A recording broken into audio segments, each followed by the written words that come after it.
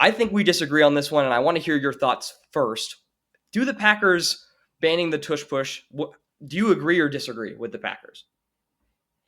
I agree with the Packers, meaning I do believe we should ban the tush push. Now, this is not me being a Chiefs fan that's sorry, like, oh, the Eagles are too good at it. No, that's not why I disagree.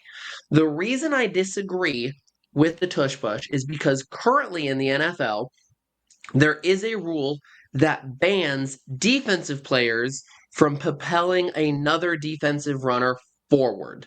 So if you are not allowed as a defensive player to push a player forward, then you should not be allowed as an offensive player to push a player forward. That's my biggest reason for why they should ban the tush push. Interesting. So I'm going to disagree with you solely because of the full verbiage of the rule change. The full verbiage states that the Packers want to prohibit an offensive player from pushing a teammate who is lined up directly behind the snapper and receives the snap immediately at the snap. So that's a lot of words saying basically, as soon as the ball is snapped, no player lined up directly behind the quarterback is allowed to push the quarterback. This does not prohibit pushing offensive players after the snap. If you get into a pileup at the end of a play and you push your teammate, similar to how a couple of years ago David Montgomery was stuck in the middle of a bunch of offensive linemen and defensive linemen, Penei Sewell came from behind and pushed them all 10 yards further, that would still be allowed under NFL rules. Just the immediate pushing by a player lined up directly behind the quarterback would be prohibited. So it's strictly a ban of the tush push play.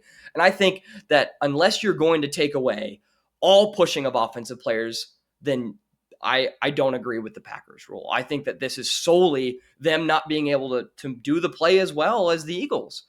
Because your point being that the defensive players can't push their teammates, that's true, but this doesn't eliminate pushing. This just eliminates tush pushing. And I think that that's foolish if we're going to single out a single play. The Eagles just do it better than anybody else.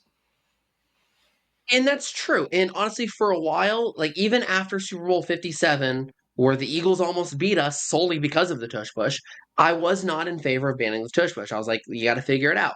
It was only until it was pointed out to me about that rule where there is a limitation of when defensive players are not allowed to push each other. Similar to what you said with the pile.